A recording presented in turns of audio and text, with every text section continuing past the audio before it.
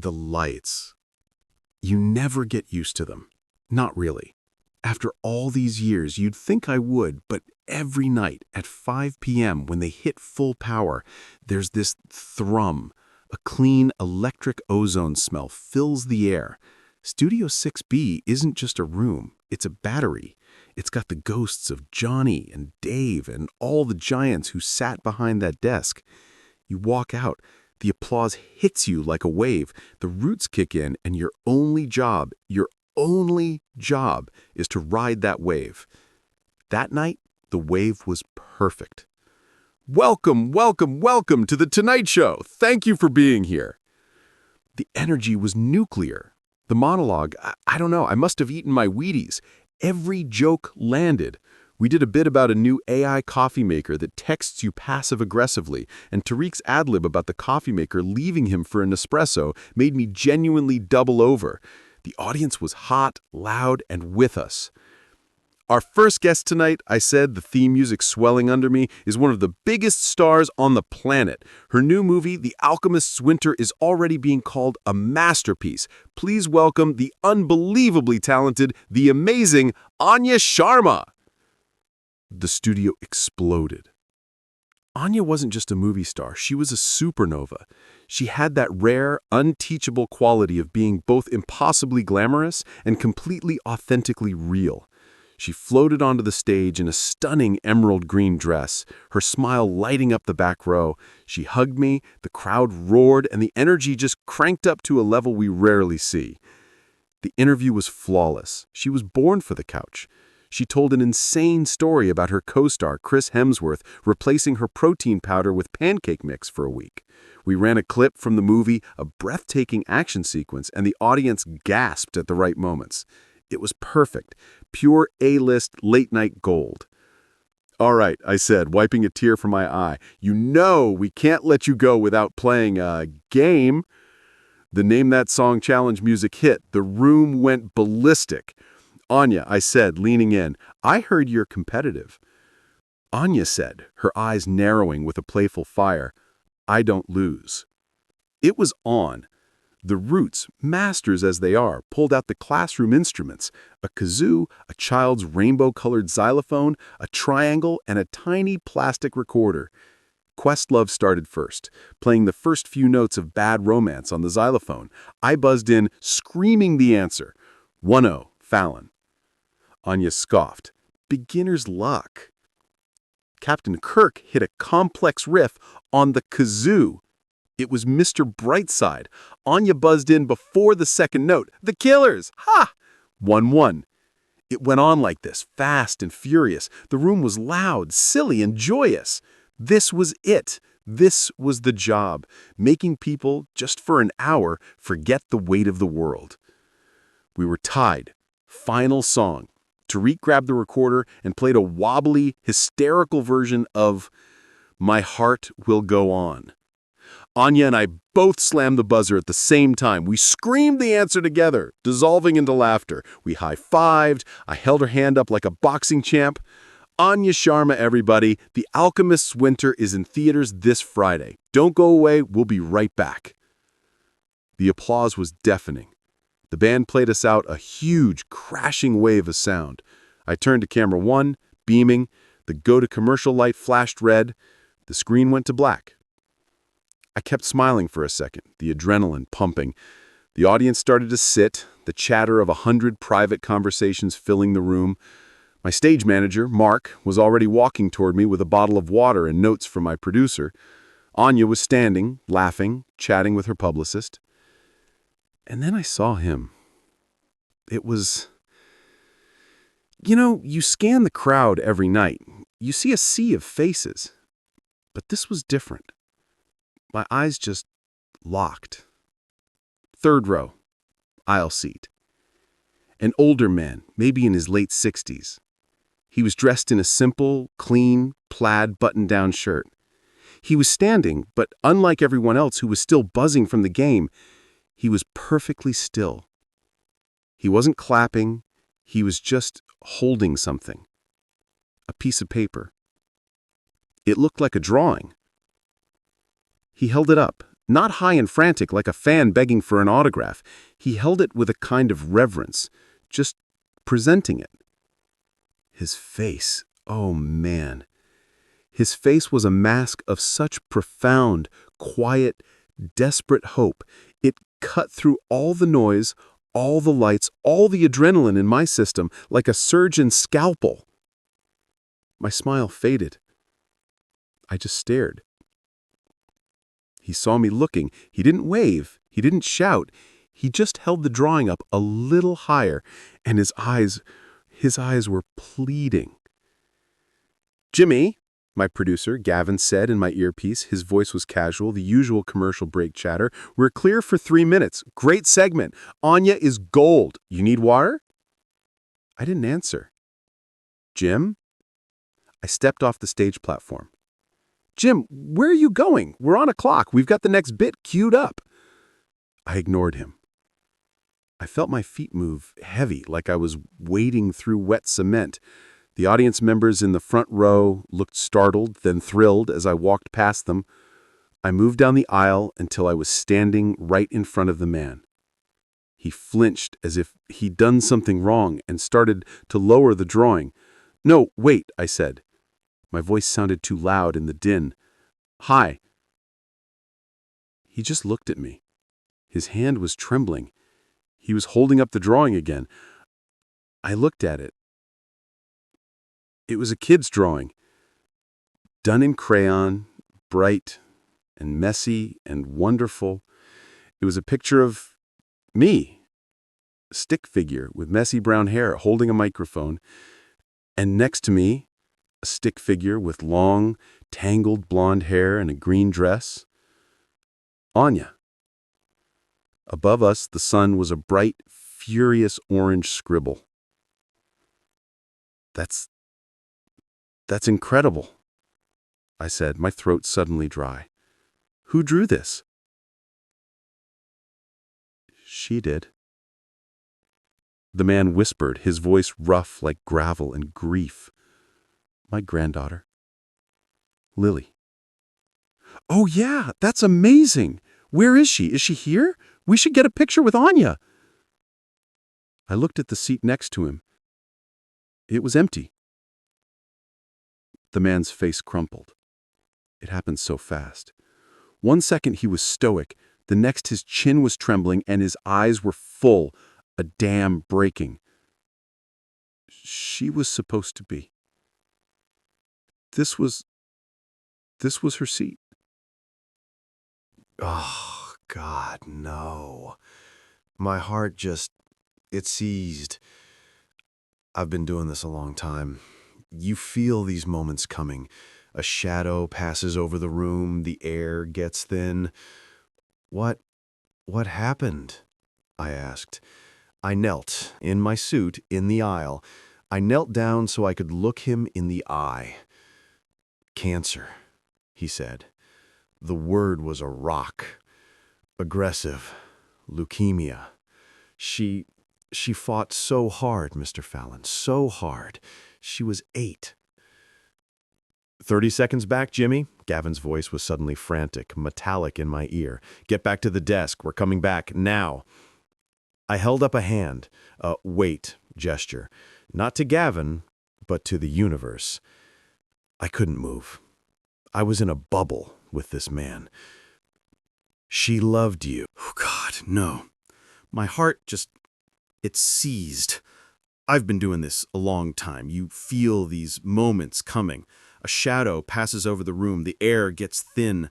What happened?" I asked. I knelt, in my suit, in the aisle. I knelt down so I could look him in the eye. "Cancer," he said. The word was a rock. "Aggressive. Leukemia. She fought so hard, Mr. Fallon. So hard. She was 8. 30 seconds back, Jimmy." Gavin's voice was suddenly frantic, metallic in my ear. "Get back to the desk. We're coming back. Now." I held up a hand, a wait gesture, not to Gavin, to the universe. I couldn't move. I was in a bubble with this man. "She loved you," the man whispered, tears now rolling freely, large drops landing on his pressed plaid shirt. She watched you every night, even in the hospital. She had her little tablet. She said you were the only one who could make her laugh when the medicine made her sick. He was choking on the words now, the grief pouring out. This was her wish, her one wish, to come here, to meet you, and to meet her. He looked past me, up at the stage. I followed his gaze. Anya Sharma. She hadn't gone backstage. She was standing by the guest chair. Her arms crossed, watching. Her smile was gone. Her head was tilted, her brow furrowed in concern. She knew. She had seen the whole thing. Lily. She loved The Alchemist's Winter, the man said, pulling my attention back. She saw it. We streamed it in the hospital. She called herself Lily the Alchemist. She said Anya's character, she was so strong. She wasn't scared of the dark. He clutched the drawing. Lily, she wanted to be strong like that. We were supposed to fly in this morning, he continued, the story tumbling out. I'm Robert, her grandpa. I was bringing her, but she spiked a fever. The doctors, they said she was too weak to travel. She passed away 3 days ago. A sob tore from his chest, a sound so raw and full of pain that it physically hurt to hear. The audience members nearby had gone silent, their own smiles gone, replaced by expressions of shock and sorrow.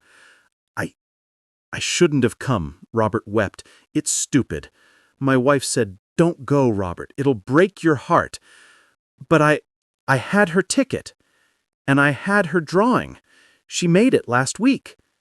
She said, "Please give this to them, Grandpa. I had to bring it. I had to tell you. She made you this." He tried to hand me the drawing, his hand shaking so violently the paper rattled. 5 seconds. Jimmy, I am counting. 5, 4. The studio lights flashed. The band, on cue, hit the Tonight Show theme, a blast of celebratory horns and drums. The audience, out of habit, started clapping, expecting the show to return from commercial. I was still kneeling in the aisle. The teleprompter was rolling. I could see it from the floor. "Welcome back to The Tonight Show. We're here with the amazing Anya Sharma." I stood up. My legs felt like lead. I could feel 300 pairs of eyes on me. I could feel Gavin's rage and confusion burning through my earpiece. I didn't go back to my desk. I turned and walked back to the stage, but I didn't sit down. I walked right past my mark, past the desk, and straight over to Anya, who was watching me, her eyes wide, no longer a movie star, just a woman, waiting. The music was vamping, loud and insistent. The audience's applause was faltering, turning to confused murmurs. What's going on?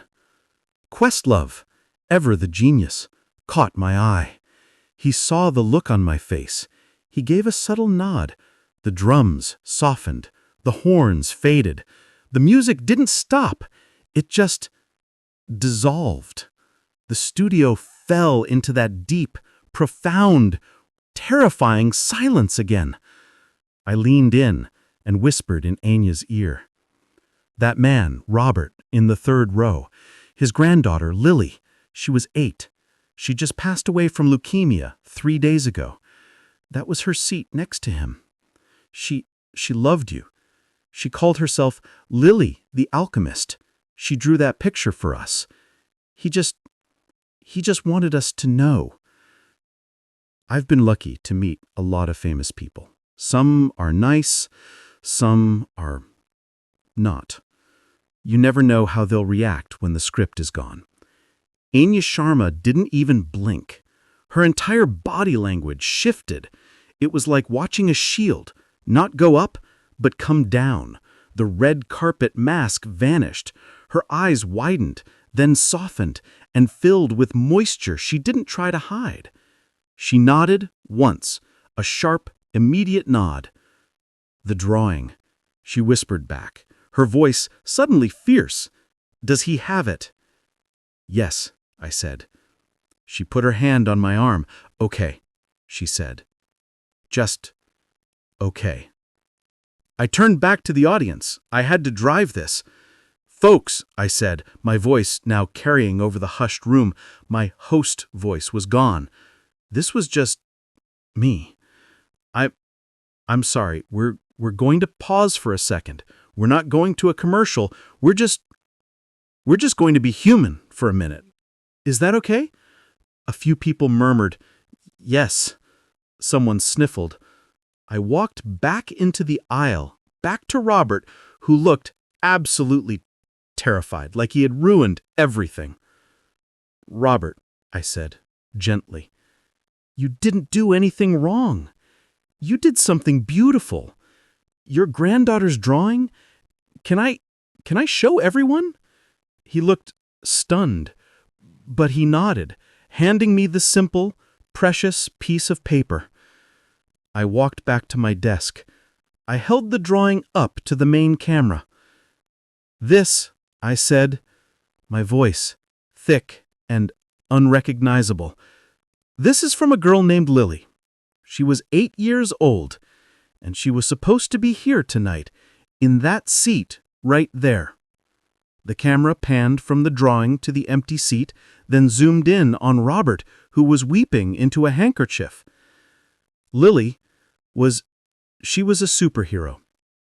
She's been fighting leukemia, and her grandfather, Robert, is here with us tonight because Lily loved this show, and she really loved our guest. I turned to Anya. She wasn't at her chair. She was already walking down the stage steps, moving with a grace and a purpose that was both gentle and utterly unstoppable. She didn't stop at the edge of the stage. She walked right into the aisle, past the shocked front row audience, and didn't stop until she was standing right in front of Robert. And then, Anya Sharma, the biggest movie star in the world, in a dress that probably cost more than my car, knelt. She knelt on the floor of Studio 6B, in the aisle, putting herself at eye level with this grieving grandfather. Robert looked at her, his mouth open, his eyes wide with a disbelief that was almost painful. "Robert," Anya said, her voice soft, but her mic picked it up perfectly. It echoed in the silent room. "Mr. Fallon, he told me. He told me about Lily. And about this." She gently, so gently, took the crayon drawing from my hand. She didn't glance at it. She studied it. A small, sad, beautiful smile touched her lips. "It's me," she whispered, her finger tracing the yellow stick figure. Robert let out another sob. She said you were magic. She said you were fearless." "No," Anya said, her own eyes filling with tears.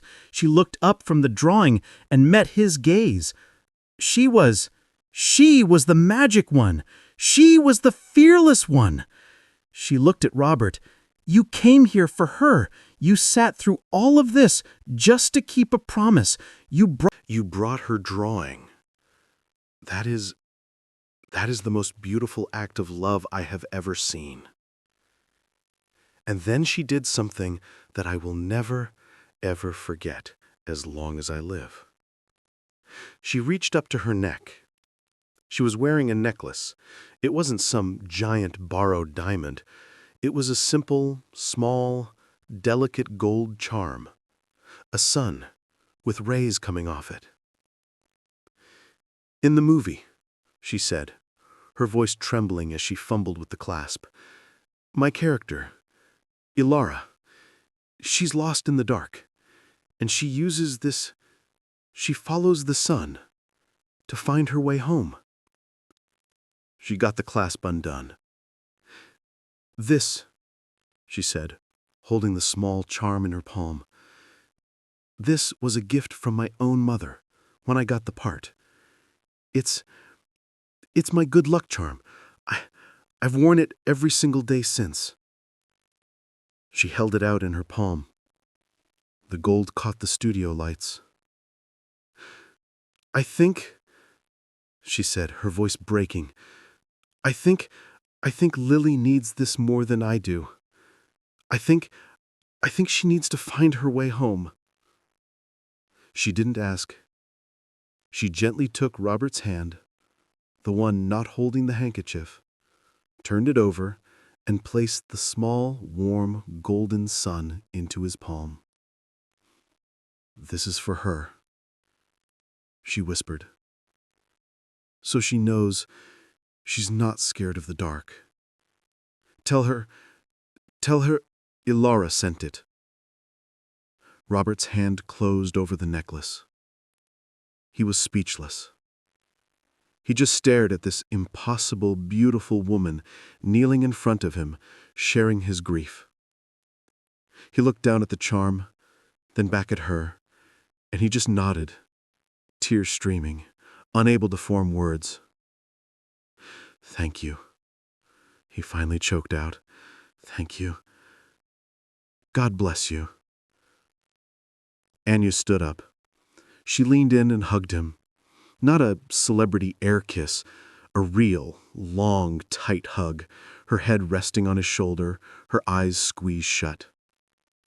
The studio was gone. The cameras, the lights, the audience, none of it mattered. It was just two people, connected by an 8-year-old girl's love. When Anya finally pulled away, she walked back to the stage. Her face streaked with tears she didn't bother to wipe away. I was a wreck. I was trying to hold it together. I'm the host. I'm supposed to drive the bus. But the bus had gone off a cliff of raw, beautiful, heartbreaking humanity. I looked at the prompter. It was blank. Gavin in my ear was silent. For the first time in my career, the entire control room had just stopped. They were watching. I took a deep breath. "Well," I said, my voice thick and unrecognizable, I don't think we can play another game after that." A small, watery laugh rippled through the audience, a release of tension. "Robert," I said, looking right at him.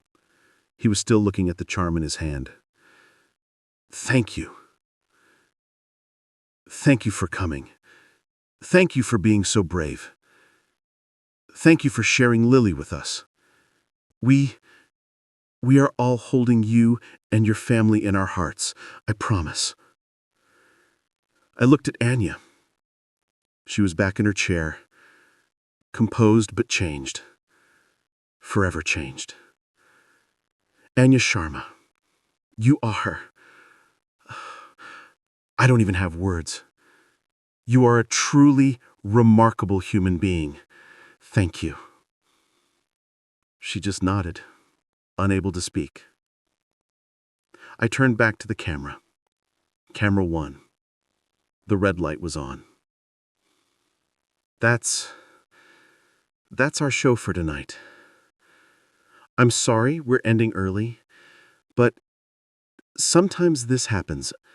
Sometimes life happens, and it's more important. I looked down at my desk, at the copy of Lily's drawing I had made earlier. "Good night, Lily. We love you." I looked up. "Good night, everybody." The fade to black was slow. The applause that rose from the audience wasn't the loud, cheering, whooping kind. It was deep, respectful, and sustained.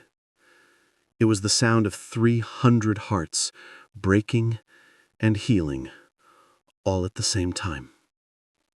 That night, the laughter stopped. But something far more important took its place.